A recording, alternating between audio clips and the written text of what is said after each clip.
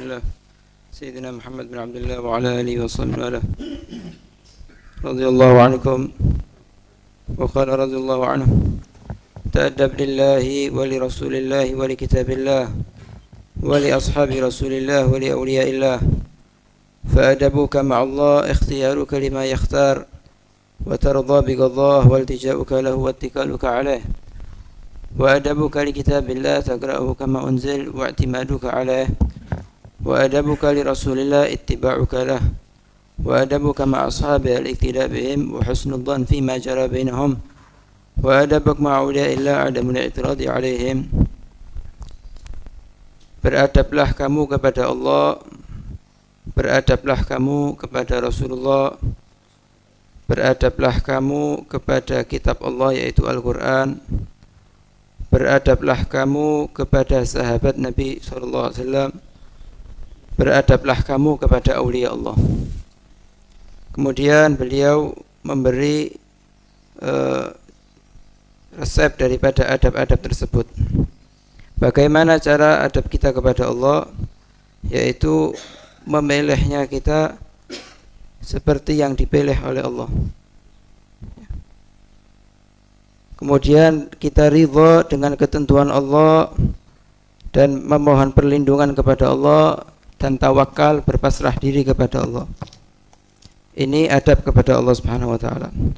Yang pertama, kita menjadikan ikhtiar kita adalah sesuai dengan ikhtiar Allah Subhanahu wa taala, karena Allah yang lebih tahu. Wa asa an takrahu syai'an wa huwa khairul lakum, wa asa an tuhibbu syai'an wa huwa syarrul lakum. Ya, mungkin kamu senang sama sesuatu padahal itu akibatnya jelek bagi kamu. Allah menjadikan kita fakir, kita ridha dengan ketentuan ini. Ya. Allah menjadikan kita tidak mampu misalnya. Wa asa an takrahu syai'an wallahu ya'lamu wa antum la ta'lamun, karena Allah yang tahu, kita tidak tahu. Kemudian kita ridha dengan ketentuan Allah Subhanahu wa taala. Ridha dengan ketentuan Allah Subhanahu wa taala. Sayyidina Abu Bakar As-Siddiq radhiyallahu anhu, pernah beliau ketika beliau sakit, ketika Sayyidina Abu Bakar sakit, ditanyai sama para sahabat, lima la tadawaita, kenapa kamu kok tidak berobat?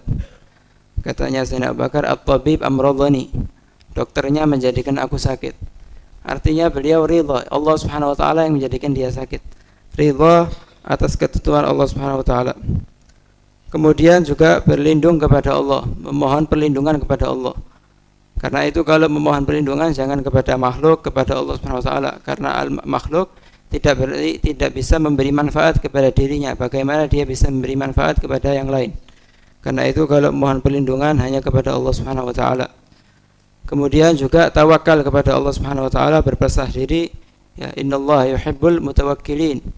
Allah itu senang, cinta kepada hamba-hambanya yang berpasrah diri.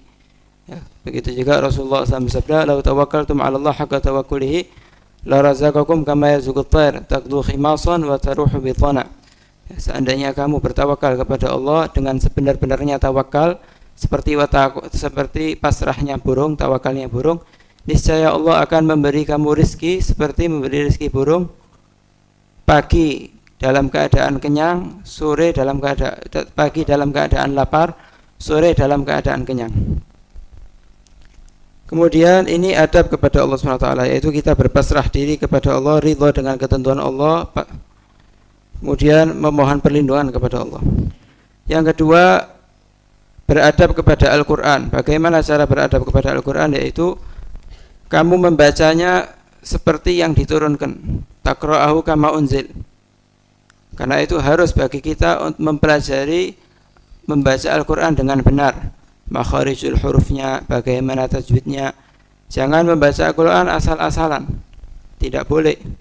Kita harus membaca Al-Quran dengan bagus, dengan benar. Warattilil Quran tartila. Kemudian i'timaduka ala, bersandarnya kamu kepada Al-Quran, menjadikan Al-Quran adalah sandaran kita, pegangan kita.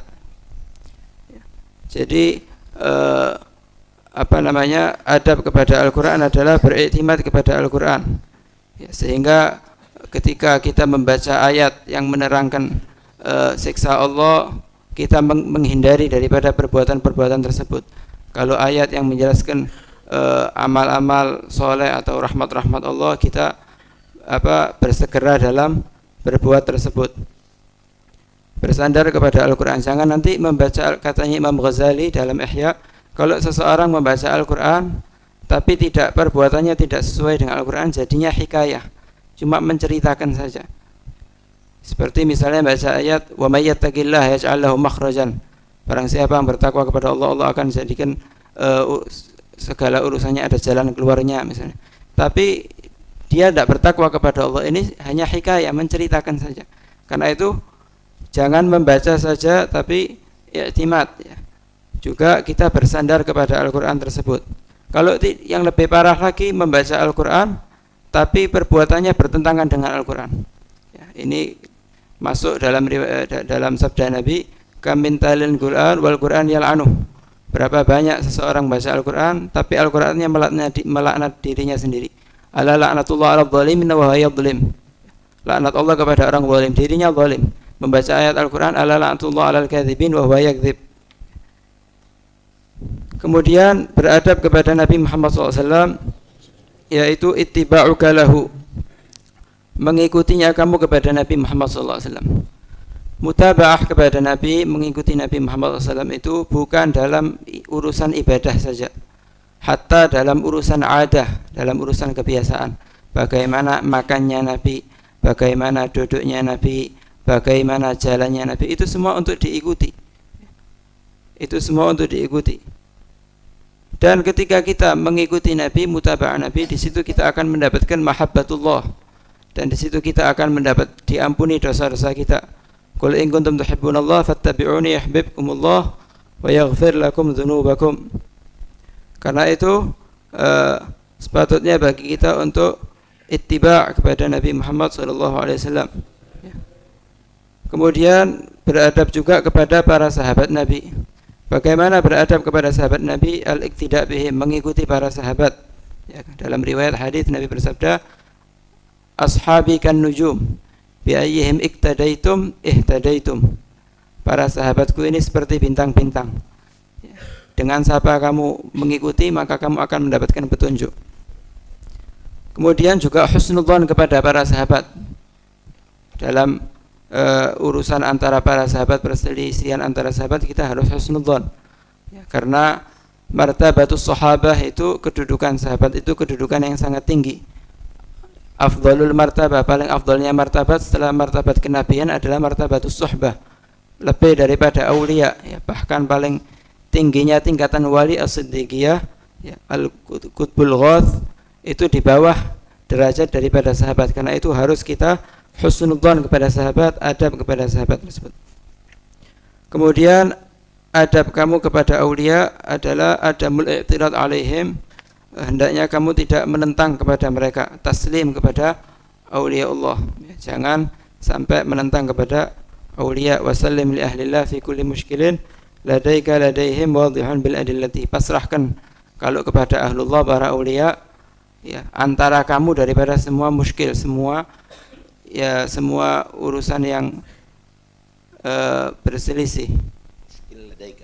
Muskil ladaika, ya, semua urusan yang berselisih kepadamu. Tapi kalau ladaihim, bagi mereka, wadihun bil adillati, jelas dengan dalil-dalil.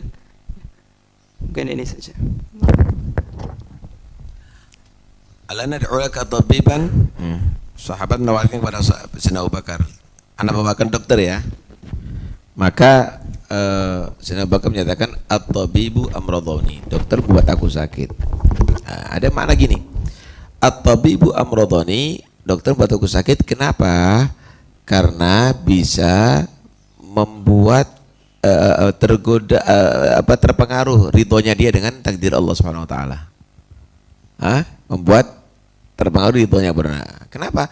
Ridho itu adalah magam tertinggi itu. Ridho biqadaillah adalah magam tertinggi. Lah kalau datangkan tabib, at-tabibu amradhani, dokter itu akan membuat aku sakit. Karena apa? Aku akhirnya tidak ridho dengan yang Allah takdirkan kepada aku.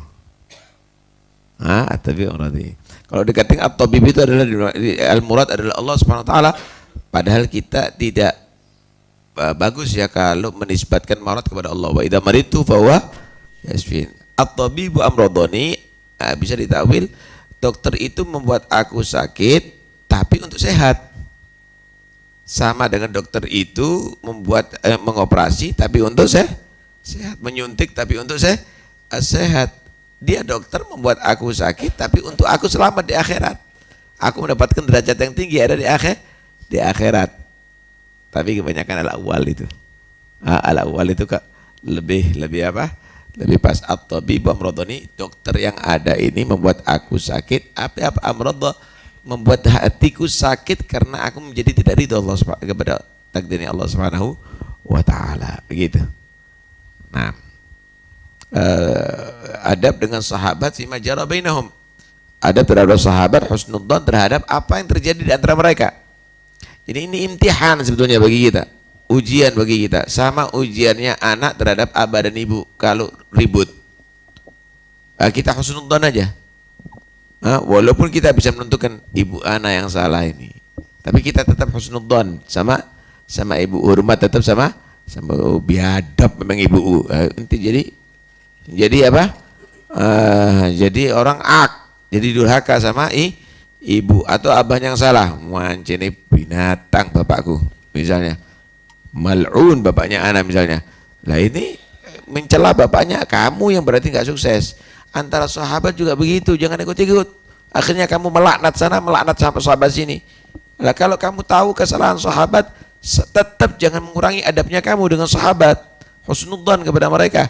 Mungkin dia lupa, mungkin dia salah, mungkin dia bertobat sebentar lagi. Mungkin sama dengan adabnya kamu terhadap abah dan ibu kamu, tidak mengurangi kesalahan mereka tadi itu untuk kamu tetap bir kepada mereka. Sahabat juga begitu, nggak usah kecampur. Mal'un ada sahabat, binatang itu, ente yang belum jadi manusia. Pahamnya? Belajar husnudzan, belajar adab. Kamu yang belum jadi manusia kamu itu. Pahamnya? Karena itu bukan martabatnya kamu untuk menilai martabatus suhbah, martabatnya para sahabat. Belajar lagi. Ya, belajar lagi. Ya Allah. Bismillah.